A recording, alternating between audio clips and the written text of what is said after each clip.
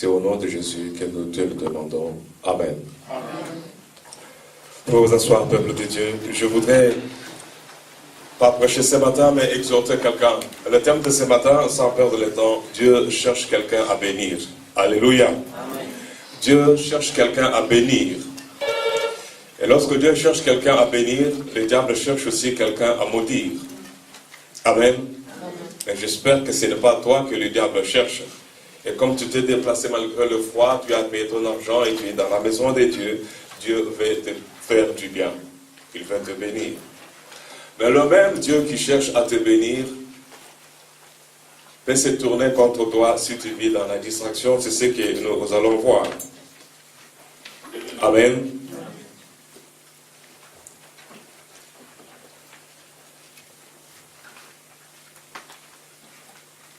Dieu cherche quelqu'un à bénir. Pour ceux qui étaient là le vendredi, c'est le thème qu'on avait enseigné le vendredi. Aujourd'hui, je vais ajouter quelque chose et retirer encore quelque chose de ce qui a été dit le vendredi.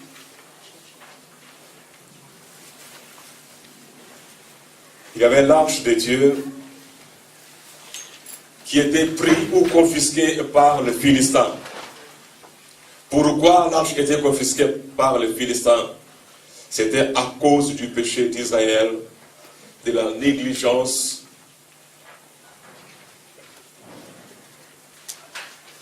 du roi Saül, de ses erreurs dans sa façon de vivre avec Dieu.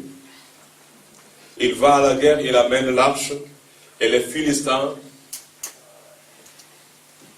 comme Dieu avait tourné le dos à son peuple, les Philistins étaient plus forts et ils avaient pris l'arche de Dieu.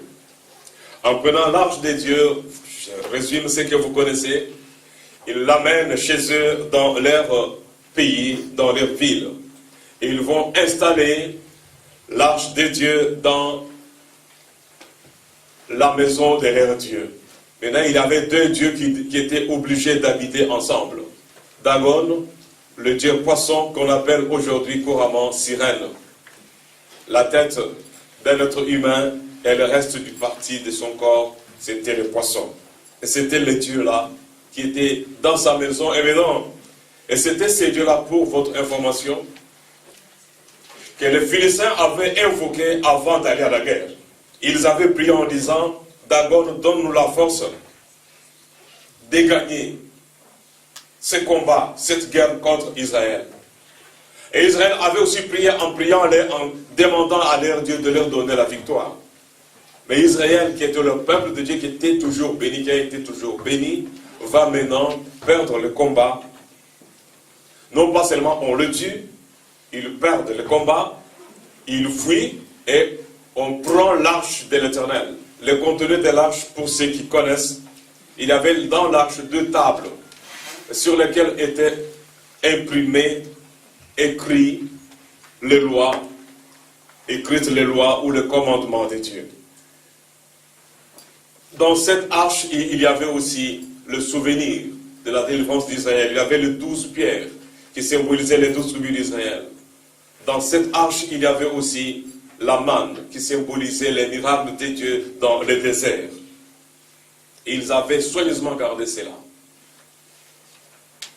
Et Dieu descendait dans toute sa gloire là où il avait l'arche. Et retenez que Dieu descendait dans toute sa gloire, s'est manifesté, s'est glorifié là où se trouvait l'arche, qui contenait ses commandements ou sa parole. Mais ce jour-là, il y avait le païen qui avait invoqué leur Dieu, et les enfants d'Israël qui avaient invoqué leur Dieu. Et regardez maintenant, c'est les enfants d'Israël, le peuple de Dieu qui perd le combat contre les païens. Ça peut être ma situation, ta situation, c'est la situation de l'Église, c'est la situation de beaucoup de personnes aujourd'hui. C'est la situation de beaucoup de ministres de Dieu aujourd'hui. C'est la situation de beaucoup de personnes, voire même baptisées du Saint-Esprit et qui perdent le combat contre leurs ennemis. Et ils perdent le combat contre les sorciers, les puissants des ténèbres. Je voulais résumer, mais je risque de m'étendre, mais je vais dire l'essentiel. Tu es dans un combat spirituel contre les forces de ténèbres. Tantôt tu gagnes, tantôt tu perds. Tantôt nous gagnons, tantôt nous perdons. Mais ici, la Bible nous dit aujourd'hui que Dieu cherche quelqu'un à bénir. Mais pendant que Dieu cherchait quelqu'un à bénir, il avait aussi maudit quelqu'un.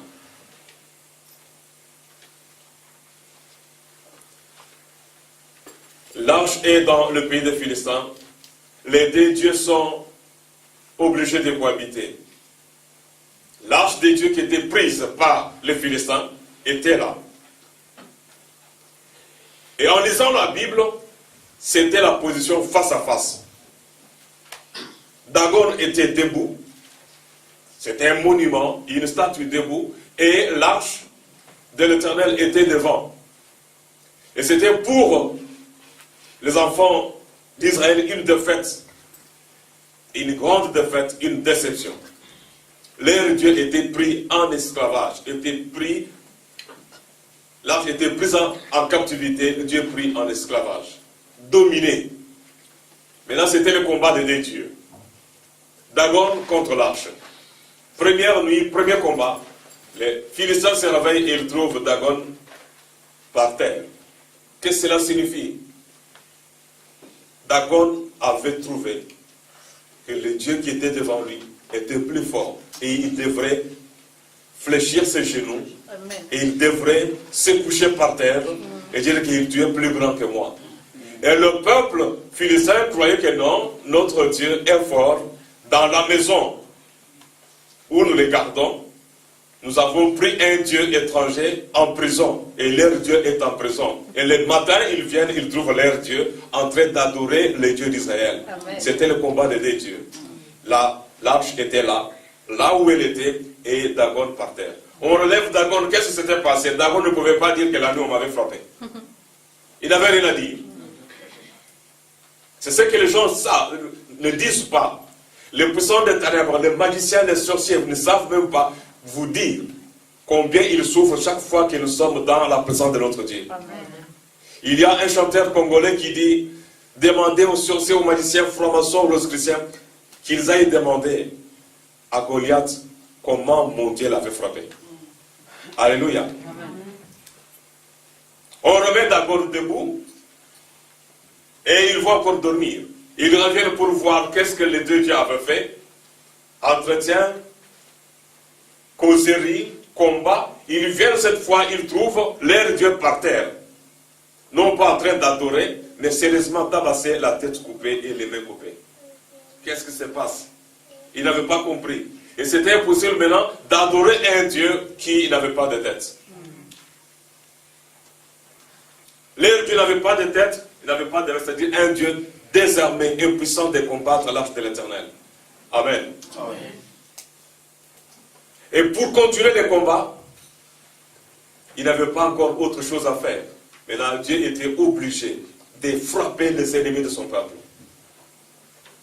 Des maladies graves. Vous ne pouvez pas imaginer les dégâts que les véritables enfants de Dieu occasionnent dans les camps de l'ennemi. Ce que Dieu fait dans les camps de nos ennemis. Ce sont des choses que nous ne voyons pas. Et ils souffrent. Leurs prisons, ils ont des menuisiers qui changent chaque fois leurs portes parce que leurs portes sont toujours cassées, brisées. Amen. Alléluia. Amen. Et ils ne comprennent pas. Si vous voulez comprendre, allez dans Actes des Apôtres. Paul et Silas étaient incarcérés et toutes les portes des cellules de la prison étaient cassées. La terre avait tremblé et les prisonniers étaient libérés. Et c'est ce qui nous arrive. Nous ne savons pas ce qui se passe dans le monde des ténèbres. Notre Dieu fait de grandes choses que nous ne voyons pas. Mais pour ce matin, je voudrais tout simplement dire à quelqu'un, Dieu te cherche pour te bénir. Amen. Dieu te cherche pour te bénir.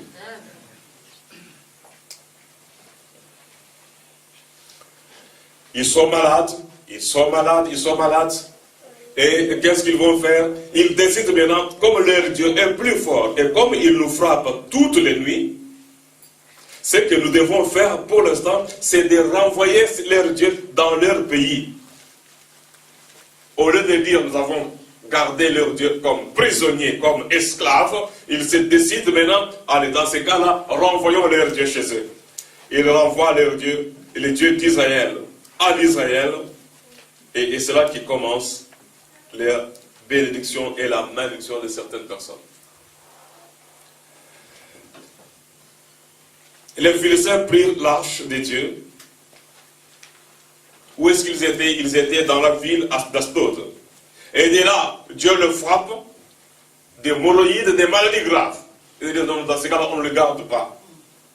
Là où tu es gardé, là où tes biens sont gardés, si tu es vraiment un enfant de Dieu, si nous sommes des vrais enfants de Dieu, ceux qui nous font du mal souffrent, même s'ils ne le disent pas pendant la journée. Amen. Ils souffrent, ils peinent, ils sont frappés. Mais comme ce sont des personnes destinées à aller en enfer, ils ne peuvent pas dire le matin que oui, vous êtes plus fort que nous. Mais ils le savent. Mais parfois, toi, tu ne le sais même pas. Les habitants d'Ashdod sont frappés d'hémorroïdes. Et ils décident maintenant, dans ces cas-là, libérons leur Dieu. En libérant leur Dieu, c'est toi qu'on libère indirectement. On ne peut pas t'arrêter. Et ils envoient maintenant l'arche dans une autre ville. La ville des géants, la ville où était originaire Goliath de Gath. Ils arrivent là-bas, l'arche frappe encore les habitants de Gath. Ils les frappent sérieusement, même maladie. Dans ces cas-là, on chasse leur Dieu. Allez, on envoie maintenant à Ekron. Ah, on arrive dans une autre ville. Et Dieu continue à frapper. Il le frappe, il le frappe. Là, c'était malédiction, désolation derrière ce peuple. Là où l'arche était gardée. Maintenant, ils se disent, qu'est-ce qu'il faut faire? Il faut renvoyer leur Dieu dans le pays. On envoie l'arche de Dieu. Et c'est là où commence la prédication d'aujourd'hui. Personne ne pouvait toucher à Dieu, à cette arche de l'Éternel. Ils mettent maintenant l'arche sur des animaux, sur des vaches, qui amènent maintenant l'arche dans le pays d'Israël. Et là, les enfants d'Israël s'aperçoivent que l'arche revient. Ils récupèrent l'arche, ils les déposent quelque part. Le roi Saül néglige l'arche, mais arrive maintenant sur le trône du roi David. Le roi David décide maintenant, c'est là que nous commençons la prédication d'aujourd'hui. Il décide de faire quoi? Il décide maintenant d'aller prendre l'arche là où elle était et de l'amener dans sa maison, dans la cité de David. Son projet était double. Soit amener l'arche de l'Éternel dans la cité de David, qui était la capitale d'Israël, soit dans sa propre maison. Il avait deux options. Et maintenant, sur le chemin, je vais sauter dire ce que je n'avais pas dit le dimanche, ce vendredi. Il arrive, allons prendre l'arche de l'Éternel. Ils vont aller prendre l'arche de l'Éternel.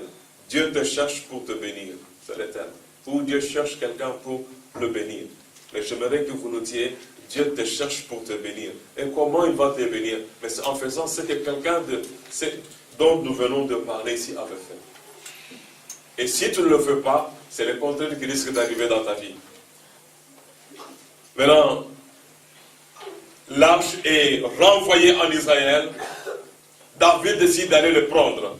Et c'est là que je recommence la lecture pour une bonne compréhension. Et qu'est-ce que David fait? Il dit, allons prendre l'arche. Et l'arche, selon les prescriptions de Dieu à Moïse, dans Nombre chapitre 4 et Nombre chapitre 5, vous irez lire vous-même, Dieu avait dit, n'importe qui ne peut et ne pourra toucher l'arche. Il y a une catégorie de personnes qui étaient autorisées à toucher l'arche ou à transporter l'arche. N'importe qui ne pouvait toucher l'arche. Mais aujourd'hui, nous avons la grâce, toi et moi, non pas de toucher l'arche, non pas de transporter l'arche, mais de posséder l'arche. Amen. Amen. C'est presque ce que Jean-Baptiste disait à ses disciples. Moi, je suis indigne, je suis incapable de toucher même les souliers de Jésus. Je suis indigne. Et pourtant, c'était le premier homme saint sur la terre. À part Jésus, il n'y avait que Jean-Baptiste. Il dit que je suis incapable. Si Jean-Baptiste était incapable, il n'y avait personne d'autre qui pouvait le faire. Mais effectivement, il était incapable. Mais Jésus va laisser une prostituée toucher, non pas seulement de faire les lacets, mais enlever les souliers de Jésus et laver ses pieds. Une prostituée, une femme pécheresse comme toi et moi, nous sommes des pécheurs. nous avons la grâce de toucher les pieds de Jésus, d'être visités, d'être bénis, guéris, bénis et délivrés. C'est voilà pourquoi Jésus est venu. Et cet homme, David dit allons prendre. Mais David avait oublié quelque chose. Que n'importe qui ne pouvait toucher à l'arche. N'importe qui. Il y avait une catégorie de personnes. C'était des Lévites. Des hommes autorisés. Des hommes qui avaient les mains, selon Dieu, propre pour le toucher. Mais aujourd'hui, Dieu te dit de le toucher. Aujourd'hui, Dieu te dit d'aller vers lui, sans protocole, sans accueil. Il te dit, viens à moi. David avait oublié de faire quelque chose. C'est comment transporter l'arche de l'Éternel. Au lieu de faire appel aux Lévites, aux hommes qui étaient qualifiés pour le faire, il va prendre vaille que vaille, n'importe qui pour le faire. Mais parmi ces hommes, il y avait deux personnes. Il y avait Uza, il y avait un autre. L'autre était devant parce qu'on David avait décidé de ramener l'arche en Israël. Non pas entre les mains des Lévites, mais sur le dos de vaches, de bœufs. Ce qui était déjà un grand péché pour lui, il ne le savait pas. Que l'arche de l'Éternel ne pouvait jamais être transporté par les animaux. C'était les hommes, les Lévites, les hommes que Dieu avait choisis de cette tribu-là qui devaient le faire. Mais toi et moi, si on doit te demander ta tribu, tu es loin, alors très loin, de porter, de toucher à l'arche de l'Éternel. Mais avec Jésus et par Jésus-Christ, nous avons la grâce, l'accès, non pas seulement de toucher, mais d'entrer dans l'arche et de laisser l'arche entrer en nous. Tout simplement par la grâce de Dieu. David commet l'erreur. Il avait l'intention, de très bonnes intentions, de faire revenir l'arche en Israël. C'était une chose très louable. Il croyait que Dieu était d'accord avec lui. Mais on peut adorer Dieu mais en dehors de sa volonté. On peut servir Dieu en dehors de sa volonté. Tu as des bonnes intentions, mais des intentions qui ne sont pas selon la volonté de Dieu. Amen. L'arche est sur le dos de bœuf. Il y a un homme devant qui conduit le bœuf. Et il y a l'autre, Uza, qui était à côté. Les vaches ne pouvaient rien faire. Ils arrivent tout près d'une source d'eau. C'était un peu une pente. Les vaches ne pouvaient pas dire à celui qui était à l'autre, à droite, non, toi, incline-toi, soulève un tout petit peu tes épaules pour que l'arche soit en position vraiment verticale. Horizontale, pardon. Non, pas ça. Il n'avait rien dit. Maintenant, l'arche va pencher.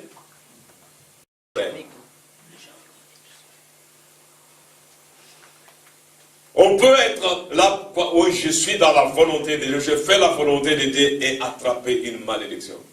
Chaque fois que nous dévions, nous sortons un tout petit peu, Dieu peut nous frapper. Heureusement, nous avons un bouclier. Chaque fois que Dieu frappe, la Bible nous dit, il a été frappé par Dieu lui-même. Jésus encaisse jusqu'aujourd'hui, il a déjà encaissé la colère de Dieu à cause de tes péchés. Et voilà pourquoi, ce matin, Dieu me dit de te dire, il te cherche pour te bénir. Mais pendant que Dieu va bénir quelqu'un, ou avait béni quelqu'un, une autre personne qui n'avait pas bien compris avait attrapé une malédiction. Qu'elle avait rendu malheureuse toute sa vie. Mais ce matin, je voudrais te dire, si tu étais frappé par Dieu ou par n'importe qui, à cause de ton ignorance, nous avons un Dieu très bon. Il peut changer ta situation. Il peut changer ta situation. Même si c'est lui-même qui a prononcé la malédiction, il peut le changer. Moi, j'aime donner des preuves que Dieu peut changer ta situation, même si c'est lui-même qui a maudit. Il peut changer lui-même la malédiction en bénédiction. Un exemple, même si je ne donne pas le verset, c'est dans le livre de Genèse. Je crois que chaque 4e chapitre, je ne suis pas trop sûr. Dieu va maudire Caïn. Il maudit Caïn. Et Caïn maintenant se tient devant Dieu et il lui dit, c'est lui qui va me voir, va me faire du mal, va me tuer. Et Dieu va faire quoi? Il va mettre un signe sur le front de Caïn, en disant que celui qui va tuer Caïn, Caïn sera vengé 7 fois. Et Dieu, le même Dieu qui avait dit que Caïn sera vagabond, Caïn n'était pas vagabond, c'est lui le premier bourgmestre de l'histoire. Parce que ceux qui dirigent des villes sont des bourgmestres. Et Caïn avait bâti une ville. Alléluia. Où il était chef. C'est lui qui était maudit par Dieu.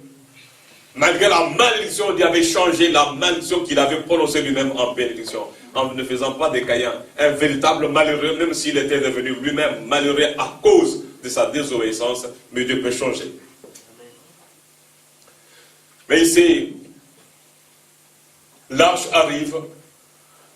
Usa touche l'arche, le fait seulement de toucher. Le fait seulement de dire que l'arche de l'Éternel ne tombe pas par terre. Que l'arche ne tombe pas par terre. Il touche l'arche.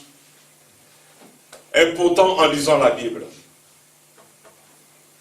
il y a des situations sur l'identité de cet homme. On dit Usa qui était des Gath, Goliath qui était des Gath. Est-ce qu'Usa était philistin? Mais s'il était philistin, qu'est-ce qu'il faisait en Israël? Mais en lisant la Bible, dans 1 Chronique, je crois, chapitre 15, on va voir ce qui était autorisé de toucher l'arche. Le nom de Usa était là. Il était descendant de Lévite. Voilà pourquoi il avait touché. Même s'il était autorisé de le faire, mais maintenant, il est frappé de mort. Mais s'il était des Gath, village de Goliath, qu'est-ce qu'il faisait en Israël? Pourquoi Dieu l'avait frappé?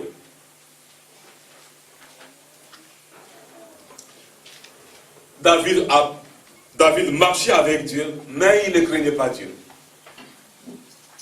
Il ne craignait pas Dieu. C'est ce que la Bible dit là où nous avons lu ensemble avec vous. Parce que la Bible nous dit, lorsqu'il a étant dit, non, je vais aller vite au verset 10.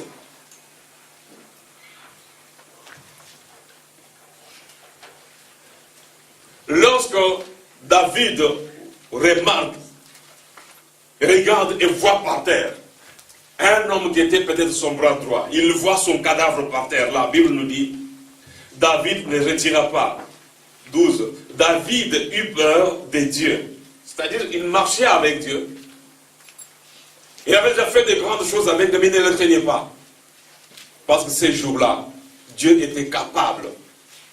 Si David lui-même avait touché l'arche, David allait tomber par terre. Il allait mourir. C'est pour te dire que Dieu ne parle de personne. Dieu ne craint personne. Qui que tu sois, pasteur, bishop, archibishop, dirigeant de la chorale, tu es apôtre, tu as tous les dons, tous les fruits du Saint-Esprit, peu importe qui tu es, si Dieu décide d'ôter ta vie, il va le faire. Alléluia. Amen.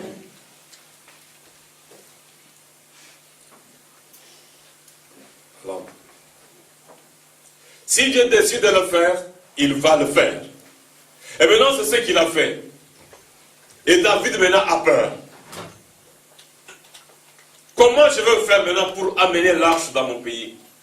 Comment je vais faire maintenant pour amener lui qui avait l'intention d'amener l'arche dans sa famille, dans sa maison à lui? Et maintenant, David est surpris. Il est surpris par la mort d'Usa. Et qu'est-ce que la Bible nous dit? David ne retira pas l'arche chez lui, dans la cité de David. Et il la fit conduire dans la maison d'Obed-Édom, de Gath.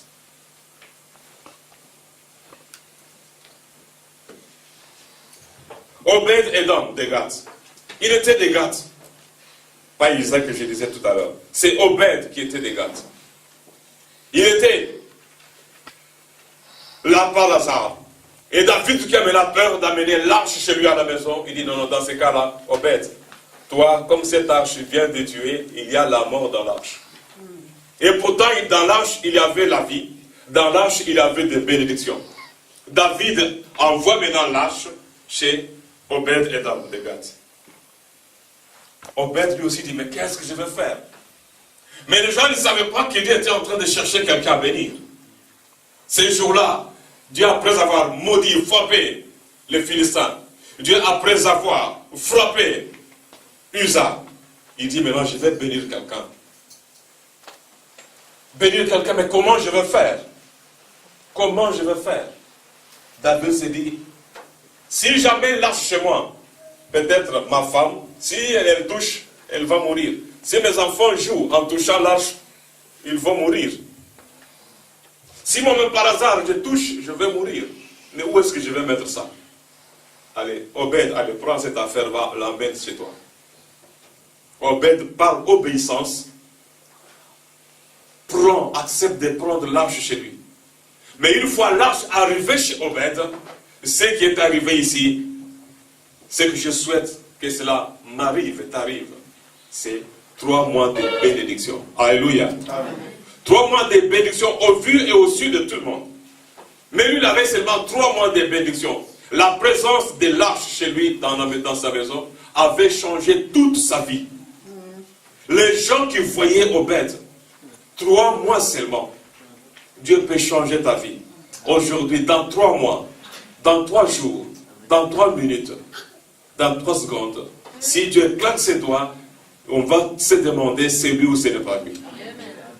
On peut se demander c'est toi ou bien ce n'est pas toi.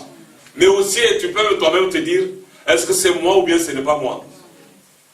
Je crois que beaucoup d'entre vous, beaucoup d'entre nous, qui se retrouvent dans la situation, dans des situations heureuses, se posent des questions. Ah, c'est une grâce, c'est moi. Né au village, grandi au village, père sans palmarès, maman sans palmarès, grand frère sans palmarès, moi-même sans palmarès, j'étais au bas de la page, et c'est moi ou bien c'est une autre personne? C'était la vie d'Obed. Dieu te cherche pour te bénir. Mais il y a aussi des personnes qui se posent des questions, et c'est moi ou bien ce n'est pas moi? Est-ce que c'est moi qui étais grand? Moi qui étais grande. Et c'est moi qui suis aujourd'hui comme ça. Et qu'est-ce qui arrive? Dieu peut t'abaisser, non pas seulement au rez-de-chaussée, mais te mettre dans la cave, moins 20 ou moins 30. Avant que tu montes à moins 10, il faudra beaucoup d'années. Mais même si tu es au fond de la mer, Dieu te dit ce matin, il te cherche pour te bénir. C'est ce qu'il veut faire. Même si tu as sur toi la malédiction que Caïn avait, au nom de Jésus qui est venu ôter toutes les malédictions, Dieu est capable de le changer. Alléluia. Amen. Obed accepte, il prend l'arche, dépose l'arche chez lui à la maison. La femme était là, sachant bien que cette arche a déjà tué Uza. Les enfants savaient que si vous vous approchez là-bas, ça va te tuer. Lui-même savait, si je m'approche, je vais mourir. Comment et pourquoi Uza, non pas Uza, Obed Edom était béni? La première chose, la crainte de Dieu. Amen. Amen. Il avait commencé à craindre Dieu. Si je m'approche, cette arche risque de me tuer. Ma femme, à partir d'aujourd'hui, dans cette maison, il y avait un désordre terrible. Les enfants faisaient n'importe quoi, je faisais n'importe quoi, je disais n'importe quoi, mais à partir d'aujourd'hui, nous devons craindre. Dieu est dans notre maison. Faisons attention. La crainte de Dieu, c'est la première porte de bénédiction. Amen. La crainte. Ma soeur, tu peux te comporter n'importe comment. Les gens ne savent pas comment tu te comportes chez toi à la maison. Monsieur, tu peux te comporter n'importe comment. Mais si tu ne crains pas Dieu, madame, si tu ne crains pas Dieu, enfant, si vous ne craignez pas le Dieu qui est dans votre maison, Dieu que papa a accepté d'entrer dans la maison, Dieu que maman a accepté de laisser entrer dans la maison, si vous ne respectez pas ces dieux-là, si vous ne les craignez pas, vous risquez la situation d'Uza. Amen. Amen. Mais si vous le craignez, ce qui était arrivé dans la maison d'Obed Edom va vous arriver. Dieu cherche quelqu'un à bénir. Dieu veut te bénir. Dieu te cherche pour te bénir. Dans la pensée de Dieu, Dieu n'était pas surpris par la présence de l'arche dans la maison d'Obed Edom. Il a dit, bon, toi tu acceptes que j'aille entrer dans ta maison. Si David avait compris que je dois laisser entrer l'arche dans ma propre maison, je vais soit me demander aux militaires de garder l'arche pour que personne n'aille toucher l'arche. Il allait lui aussi recevoir les bénédictions. Et maintenant, regardez, la convoitise. Le roi David, c'était d'effroi, c'était la convoitise. Il avait commencé à convoiter. Qu'est-ce qui se passe? L'arche, au lieu de tuer, l'arche qui a tué Uza, il a laissé la femme et les enfants orphelins. La même arche va aller bénir la maison d'une personne. Ah bon? Obed est béni. Dans ces cas-là, moi je vais aller prendre l'arche. Amen. La convoitise du roi. Si tu ne veux pas que Dieu te frappe, évite la convoitise. Alléluia. Crains Dieu, évite la convoitise. Je peux étaler beaucoup de choses. Mais David, malgré cela, Dieu l'appelle l'homme selon mon cœur. Mais c'était quelqu'un qui reconnaissait les fautes. Qui reconnaissait ses péchés. Si nous voulons que Dieu nous bénisse, reconnaissons nos péchés. Laissons Dieu entrer en nous. Car la Bible dit, je suis debout devant la porte, je frappe. Il frappe devant la porte de l'église, mais aussi il frappe devant la porte de ton cœur. Il veut rentrer, non pas seulement dans ta maison, mais il veut rentrer dans ton cœur pour te bénir. Alléluia. Dieu veut rentrer dans ton cœur, dans ta maison, dans ta famille pour te bénir. Quelle est cette famille-là ici maintenant? Quelle est cette femme?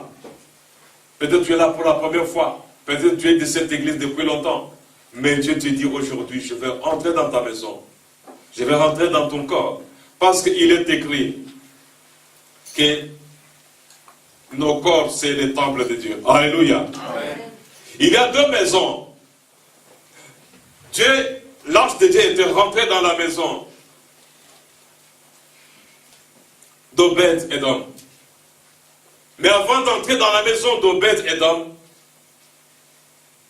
la parole de Dieu qui était dans l'arche était d'abord dans cet homme-là qui craignait Dieu. Dieu veut rentrer, Dieu veut te posséder. Dieu veut vivre en toi. Si Dieu est en toi, la situation que tu as aujourd'hui va changer. Amen. Je ne connais pas ta situation. Vous ne connaissez pas la mienne. Sur cette terre, chacun a ses problèmes. Abraham était béni, mais il avait des problèmes. Alléluia. Amen. David était béni, mais il avait des problèmes. Chacun a des problèmes, a ses problèmes. Même Zacharie, le père de Jean-Baptiste, il était grand sacrificateur, mais il avait aussi des problèmes. Les passants ont leurs problèmes. Mais la Bible te dit que si tu crains Dieu, si tu marches avec Dieu, si tu laisses Dieu entrer dans ta maison, si tu laisses Dieu entrer dans ton corps, dans ton cœur, si Dieu occupe la première place dans tes activités, dans ta vie, tu verras le changement. Tu verras le changement. Dieu va changer ta situation. Peu importe la situation que tu as, Dieu est capable, même le roi de ce pays, s'il décide aujourd'hui de te dire, ok, aujourd'hui, tous les réfugiés politiques, allez, doivent rentrer, Dieu est capable de faire un miracle. Dieu peut clouer les avions par terre. Aucun avion ne va décoller. Amen. Dieu peut créer des situations dans ton pays là où on veut te renvoyer. Non, dans ce cas-là, on ne le renvoie pas. Dans son pays, il y a la guerre. Dieu est capable de changer tout. Amen. Dieu te cherche pour te bénir. Mais la première chose, il faut commencer à le craindre. Marcher avec lui. Faire de Dieu ta première priorité. Être discipliné. Est-ce que nous sommes disciplinés lorsque nous sommes devant Dieu? Il y a encore un autre musicien qui dit, au lieu d'inviter Dieu, nous l'invitons. Au lieu de loger Dieu, nous le délogeons. Aujourd'hui, Dieu veut entrer dans ta maison comme il était rentré dans la maison d'Obed-Édom. Dieu veut rentrer dans ton cœur. Dieu veut habiter en toi. Je ne peux plus prêcher pendant longtemps aujourd'hui. Je vais tout simplement m'arrêter là pour aujourd'hui. Amen. Amen. Et dire à quelqu'un, en toi, il y a malédiction sur malédiction. Non pas malédiction à cause de tes propres péchés, mais malédiction à cause d'Adam et Ève qui s'étaient rebellés contre Dieu. Leur malédiction est sur toi. Non pas seulement la malédiction d'Adam et Ève sont sur toi. La malédiction de tes parents et grands-parents. L'héritage de leur malédiction. L'héritage de leur maladie. L'héritage de leurs soucis. L'héritage de leurs démons. Vous savez, il y a des hommes et des femmes qui laissent des millions d'argent sur le compte comme héritage. Et toi, qu'est-ce qu'on t'a laissé? l'héritage de maladies, l'héritage des malédictions, l'héritage des problèmes, l'héritage des comportements bizarres, mort subite, des choses semblables. Mais Dieu te dit ici, je cherche quelqu'un à bénir. Et c'est quelqu'un-là, c'est toi. Ces jours-là, personne dans la foule ne savait que même Obed était lui aussi là en train de chanter. Quand est-ce qu'Isa est mort? Isa est mort pendant que le peuple était en train de chanter et de danser. David dansait, le peuple dansait. Surprise, tous ceux qui poussaient les cris de joie regardent Usa par terre. Qu'est-ce qui se passe? Qu'est-ce qui se passe? Non, il vient de toucher. C'était pendant la fête. Dieu peut te frapper pendant la fête. Mais pendant que tu pleures, Dieu peut changer aussi le pleur en joie et en bénédiction. C'est laisse transporter. Bon, toi tu me touches, je ne te tue pas. Mais vous me déposez chez Obed Edom. Alléluia. Posez-vous seulement la question. Usa touche, il meurt. Maintenant, l'arche n'était pas devenu un hélicoptère ou bien un petit hélicoptère télécommandé. Allez, pouf, jusque sur la table chez Obed. Il y avait quelqu'un qui avait touché. Mais pourquoi ces quelqu'un-là, ces personnes-là n'étaient pas mortes? Pourquoi ces personnes-là n'étaient pas mortes, bien-aimés? Pourquoi ces personnes-là n'étaient pas mortes? Nous avons un Dieu qui change les temps et les circonstances. Là où la parole de Dieu fait des dégâts, là où Dieu blesse, chez toi, il va bander les blessures. Là où Dieu est en colère pour tuer, chez toi, il vient pour bénir. Là où Dieu donne des maladies graves, comme en Palestine, les Philistins, Dieu donne la guérison. Mais à condition, bien-aimé, à condition, premièrement, de savoir que nous sommes devant un Dieu qui voit tout, il peut tout, il a tout. Amen. Il peut tout. Comme Dieu est tout puissant, il est tout puissant, c'est-à-dire qu'il peut changer n'importe quelle situation. Ceux qui sont incarcérés, nous sommes à la fin de l'année, très bien. Tu n'as pas encore commencé à parler de bonne année, mais tu ne sais même pas que tu as une chèvre pour les gens qui sont dans les ténèbres. Ils veulent et cherchent à ôter ta vie à la fin de cette année. Ça, c'est leur calcul à eux. Mais le calcul de Dieu est que tu vives longtemps et que tu les enterres. Et ils cherchent à t'enterrer. Mais Dieu dit non, ne t'en fais pas. Isaïe 41. Tu le chercheras, mais tu ne le trouveras pas. Ils cherchent à t'enterrer. Ils disent il est dangereusement atteint. Amen. Amen. Mais Dieu dit, dangereusement atteint, mais tu seras sauvé. Alléluia. Amen. Tu seras sauvé, tu seras béni, tu seras délivré. Ce matin, je voudrais dire quelque chose à quelqu'un. Permettez-moi de résumer ce que je venais de dire pour nos frères et sœurs qui viennent de rentrer. Dieu te cherche pour te bénir. Peu importe qui tu es, peu importe ce que tu as fait. Tu as versé le sang de quelqu'un quelque part. Tu dis que tu n'es pas sorcier. Les fétiches, les avortements, les malédictions, tout ce que tu as fait, Dieu te dit, j'efface, j'abandonne. Isaïe 43, 25, il dit, c'est moi qui abandonne, je te pardonne, j'abandonne et j'oublie. Amen. J'oublie toutes ces choses pour te bénir. Amen. Je te cherche pour te bénir. Si Dieu doit dire, non, je ne peux pas bénir, ou cet homme-là, cet homme-là, il n'y a personne qui mérite les bénédictions de Dieu. C'est tout simplement par la grâce. Amen. Tout simplement par la grâce de Dieu. Dieu ne dit pas que je suis venu pour chercher et trouver les pasteurs. Non. La Bible dit Dieu a tant aimé le monde. Non. Il ne dit pas que Dieu a tant aimé les juifs. Dieu a tant aimé les chrétiens. Dieu a tant aimé les pasteurs. Mais le monde, tous ceux-là qui sont pourris, que tu crois pourris là. Tous ceux qui sont pourris. Nous avons un Dieu, comme on l'a dit la fois passée, qui passe là où se trouvent toutes les poubelles de l'humanité. Il trouve à la poubelle un homme pourri, abandonné, comme l'homme de Kanda, abandonné dans la pourriture à la poubelle du cimetière. Il prend, il fait de lui un ministre de Dieu dans 10 États. Amen. Amen. Si Dieu l'a dit, je te cherche pour te bénir. Amen. Amen. Dieu veut te bénir. Aujourd'hui, sans aller dans beaucoup de conditions, c'est la première clé, c'est la crainte de Dieu. Si tu crains Dieu, tu n'auras pas un problème pour te repentir. Si tu crains Dieu, tu n'auras pas un problème pour reconnaître que ça c'est mauvais, je ne peux pas faire ça, je ne peux pas dire ça. Si tu crains Dieu, tu sauras que oui, il me voit, même si je me cache. Lorsque nous commettons le péché, souvent nous commettons le péché soit à deux, soit lorsque nous sommes seuls. Mais que tu sois seul ou à deux avec une autre personne. Mais si tu crains Dieu, tu dois savoir que Dieu me voit. Même la sagesse humaine dit, le mur ont des oreilles. Mais la même sagesse peut aussi te dire que le mur ont des yeux. Et Dieu voit. Amen. Amen.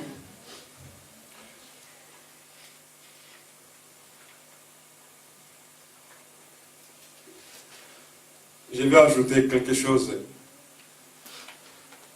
Parce que ceux qui viennent d'arriver ont droit à une tartine et aussi. Dieu cherche quelqu'un, Dieu te cherche pour te bénir. Mais il y a des personnes que Dieu cherche, mais pour aller vers ces dieux-là, ça même aller lire dans la Bible. Dieu dit, on dit à Jésus, Bartimée crie, allez, toi tais-toi, un homme pourri, sale comme toi. Si Jésus veut recevoir les gens, recevoir des gens avec des manteaux qui puent, sales, avec les yeux qui coulent, les nez qui coulent, toi, Bartimée, tu peux aller vers notre Dieu à nous. Bien-aimé, si Jésus était venu pour le grand, sur cette terre, il ne pouvait traiter qu'avec Obama et Poutine. Il ne pouvait traiter qu'avec le gouverneur et les millionnaires.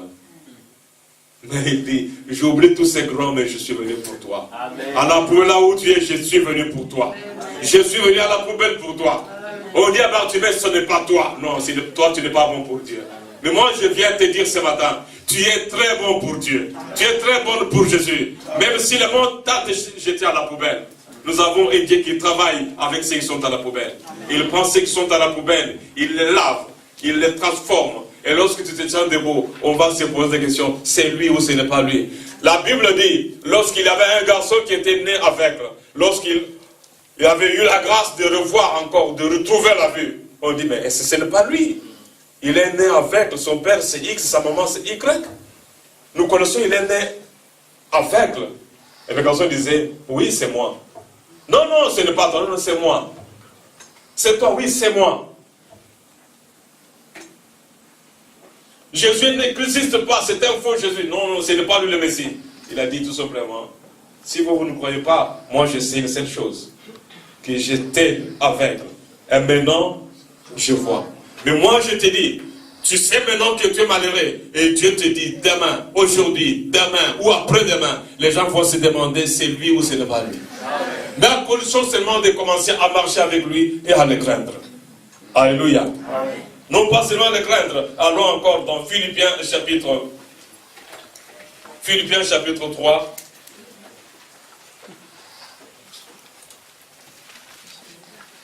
Philippiens 3, versets 7 à 12. Il est écrit. Je prends 5 minutes pour dire quelque chose à ceux qui sont arrivés en retard. Mais ces choses qui étaient pour moi des gains, je les ai regardées comme une perte à cause de Christ. Qu'est-ce que tu peux regarder comme perte à cause de Jésus? Tu dis, bon, à cause de Jésus, j'abandonne ceci, j'abandonne cela. Qu'est-ce que tu peux abandonner? Dieu cherche quelqu'un, Dieu te cherche pour te bénir. C'est le thème de ce matin. Dieu te cherche pour te bénir. La première chose à venir, c'est la crainte de Dieu.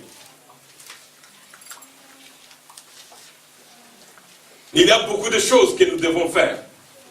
Mais que tu le fasses ou pas, regardez, Obed-Edom n'avait même pas demandé au roi David, envoie l'arche chez moi. Philippiens 3,7, il est écrit. Et même, je regarde toutes ces choses comme une perte à cause de l'excellence de la connaissance de Jésus-Christ, mon Seigneur, pour lequel j'ai renoncé à tout. Si nous voulons que Dieu nous bénisse, nous devons renoncer à certaines choses. À quoi as-tu renoncé? Nous cherchons des bénédictions, c'est une très bonne chose. Mais Dieu te dit aussi, Est-ce que tu peux renoncer à quelque chose à cause de mon nom? À cause de moi?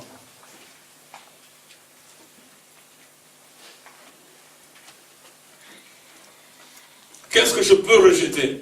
Et Paul continue et dit, pour lequel j'ai renoncé à tout, je le regarde comme de la boue, afin de gagner Christ et d'être trouvé en lui. Être trouvé où ça? En lui. Si Jésus entre en toi, c'est toutes les bénédictions de Jésus qui rentrent en toi. Alléluia. Amen. La Bible dit d'être trouvé en lui. Si Jésus entre dans ta vie, dans ta maison, tu verras ce que tu vas devenir. Regardez, lorsque nous lisons, il y a des mamans qui donnent le nom de Naomi à leur fille, le nom de Ruth à leur fille, c'est très bien. Mais regardez Naomi qui était une femme élevée, une femme de distinction dans son pays. Lorsqu'elle retourne dans son pays, les gens se disent, ce n'est pas vrai. C'est Naomi. C'est elle qui était la mère de, la femme de. Elle qui avait ceci, qui avait cela. C'est elle qui retourne comme ça, malheureuse. Dieu peut t'abaisser. Alléluia. Mais même s'il te trouve aujourd'hui dans la cave, le Dieu qui prend les hommes et les femmes qui sont, il y a des caves et caves. Même si tu es dans moins 100, Dieu peut aller te prendre là-bas. Posez-vous la question où était Lazare. Il n'était même pas dans moins 10, dans moins 20. Il était déjà dans le séjour de mort. Alléluia. Et Jésus a crié, Lazare sort. Si Jésus crie aujourd'hui, si la Bible dit que si Jésus entre en toi et toi en lui, les gens vont se demander c'est toi ou ce n'est pas toi. Et Paul continue et dit ceci. Non avec ma justice. Ce n'est pas parce que tu es juste. Obed n'a même pas prié. Obed n'avait même pas gêné. Mais combien de fois j'ai gêné? Combien de fois nous avons gêné? Combien de fois nous avons prié sans être bénis, sans être délivrés ni guéris non plus? Mais ici, Obed, 3 mois seulement, les bénédictions sur bénédictions. Les bénédictions sur bénédictions. Bénédiction, lui-même béni, la femme bénie, les enfants bénis. Quand on dit que les bénédictions étaient rentrées dans la maison d'Obed, c'est que Obed était un malheureux. Alléluia. C'était un malheureux. C'était un homme qui était presque maudit. Une famille maudite. Mais 3 mois seulement, les gens ont vu la différence. Si Dieu entre dans ta vie, jeune fille, relis bien l'histoire d'Esther. Une orpheline malheureuse. Mais on lui a appris seulement à craindre Dieu. Si tu marches avec Dieu, si tu crains Dieu, si tu fais ce que Paul dit ici, au verset 9, et d'être trouvé en lui, non avec la justice, celle qui vient de la loi, mais avec celle qui s'obtient par la foi en Jésus. La justice qui vient de Dieu par la foi. Ainsi, je connaîtrai Christ et la puissance de sa résurrection. Même si ton âme est déjà dans le séjour de mort, Dieu est capable de rappeler ton âme dans le séjour de mort. Même si ton nom est sur la liste de ceux qui vont aller en enfer, la liste des pauvres, des malheureux, la liste de ceux qui vont mourir cette année, la liste de ceux qui vont mourir l'année prochaine, Dieu te dit, je m'appelle Monsieur la vie, je donne la vie aux morts. Je suis la source de toutes les bénédictions que je vais te bénir. Alléluia. Et Paul dit ceci, en devenant conforme à lui dans sa mort, pour parvenir. Si je puis à la résurrection d'entre les morts, ce n'est pas que j'ai déjà remporté le prix ou que j'ai déjà atteint la perfection, mais je cours pour tâcher de le saisir. Je vais saisir mon mariage. Je vais saisir ma voiture. Je vais saisir ma vie éternelle. Je vais saisir ma guérison, tout simplement. Non parce que je mérite, mais au nom de Jésus-Christ. Je suis Obed-Edom. On envoie l'âge qui tue chez moi. On envoie l'âge qui tue chez moi. Mais en recevant l'arche, en recevant la parole de Dieu, bien-aimé, tu deviens la maison de Dieu et Dieu devient ta maison. Non pas que tu deviens la maison de Dieu, mais Dieu devient aussi ta maison. Parce que la Bible dit que Jésus sera en toi et toi en lui. Jésus devient ta maison, tu seras en Jésus. Il est dans ta maison. Et toi aussi tu es en Jésus. Mais si tu es en Jésus, personne ne va encore te frapper. Quand je dis personne, pas même Dieu lui-même. Je ne vous surprends pas, pas même Dieu lui-même. Pourquoi? Parce que si Dieu veut te frapper, il a déjà frappé Jésus. Alléluia. Il a frappé Jésus dans Isaïe 53. à partir du 4e verset jusqu'au suivant. La Bible nous dit qu'il a frappé, il a été frappé de Dieu à cause de toi. Jésus n'était pas frappé parce qu'il avait commis un péché, mais c'est à cause de toi. Dieu, pour te frapper pour la deuxième fois, il veut te frapper. Oui, s'il te frappe, Jésus donne le dos, c'est à cause de moi que tu vas encore le frapper. Frappe-moi, mais Dieu ne va pas frapper Jésus pour la deuxième fois. Amen. Jésus a été frappé à ta place. Je vais terminer par un petit témoignage. J'étais de la première promotion des licenciés en psychologie appliquée à l'orientation scolaire professionnelle. La première promotion pour le Congo. Je termine, je résume. On était recherchés sur le marché. Nous étions 23. Sur 23, 22 trouvent du travail. Et c'est moi le chrétien qui était resté chômeur. Alléluia. Au Maghraj, je vais à Mandela, chef de personnel, plus de 2000 personnes qui étaient sous ma responsabilité. Par jalousie, on me casse. J'ai retourné à Kinshasa, galère, misère. Mais avant même de sortir de l'université, il me manquait moins de 10 points pour distinguer. Je disais, mais mon professeur de littérature de mémoire vient me dire, Pierre, si je savais, tu allais devenir mon assistant. Je ne savais pas que tu étais si fort. Tu m'as convaincu lors de la défense et tu as beaucoup de points partout, je ne savais pas. Je pouvais te donner au-delà pour faire de toi mon assistant. Je regrette. Tu rates comme ça la distinction, petit. Je dis, moi, c'est la vie. Amen. Amen. Ceux qui étaient restés, moi, je les enviais. Ceux qui avaient du travail, moi, je les enviais. Mais le jour que j'avais appris que j'étais devenu chef de personnel dans une grande société, il a plus que nous. Ou le jour que je perds encore l'emploi, non, il a encore tout perdu. J'ai galéré. On me nomme préfet, professeur, préfet, tout ça. Avec un salaire, je refusais la corruption. Les images sont là. Mais, malheur sur malheur. Galère sur galère. Alléluia. Mais aujourd'hui, lorsque je regarde dans les rétroviseurs de ma vie, je n'ai rien envié à ceux qui étaient maintenant engagés. Alléluia. Un était même chef du personnel à l'office de route. Il me dit, viens, on engage. Je viens, je fais le test. Lui-même, il était devant moi pour l'entretien d'embauche. Il était en train de rire. Amen. Il dit, je ne sais même pas ce que je vais te poser comme question et ce que je vais donner comme rapport. Mais tu vas te défendre toi-même. Écrit, tu t'es défendu. Sur le plan psychologique, le test, tu t'es bien défendu. Mais l'entretien, je ne sais pas, on a parlé de tout et de rien. Mais arrivé maintenant là-bas, c'était un problème tribal, on me met à côté. Alléluia. On cherchait un gradué, on engage. Un licencié, on engage un gradué. Beau-frère du PDG. Et je suis resté malheureux. Mais aujourd'hui, lorsque je regarde dans le passé, lorsque j'apprends, si tu vois mes photos, la photo de ma femme, tu ne diras pas que c'est elle.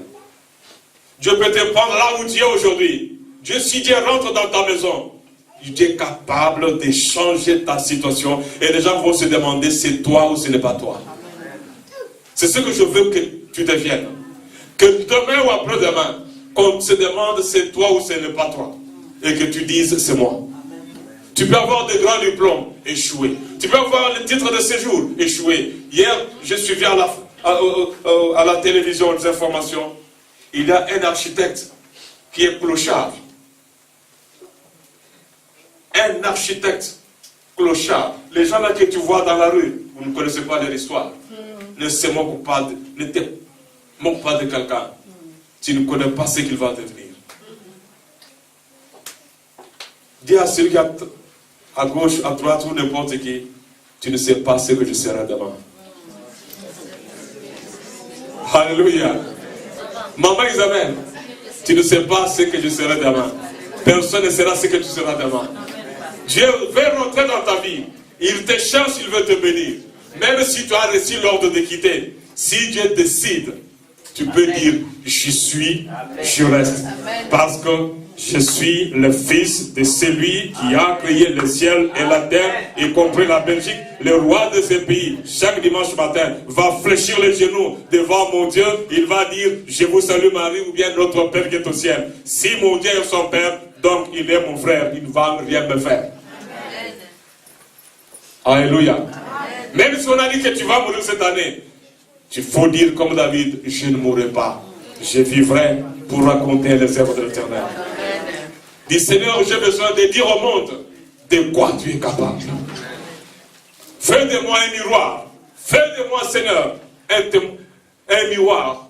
Quand on regarde, on dit, ça c'est la main de Dieu. Amen. Il n'était pas comme ça. Ça c'est la main de Dieu.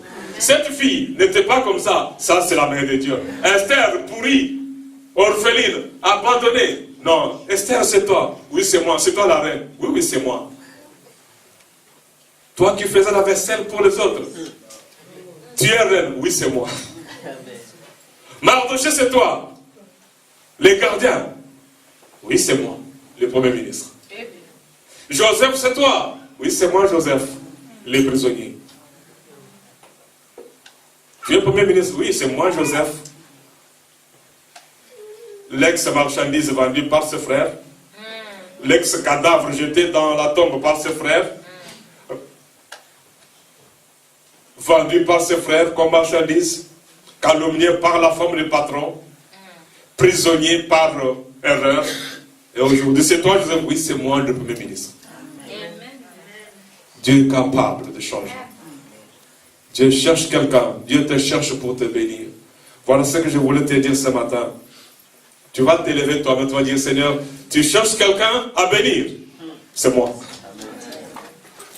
Il y a un frère qui était ici, qui avait chanté, si Dieu veut bénir quelqu'un ce matin, c'est moi. Alléluia. Amen. Mais moi, en tant que patient, si Dieu veut bénir quelqu'un, c'est nous tous.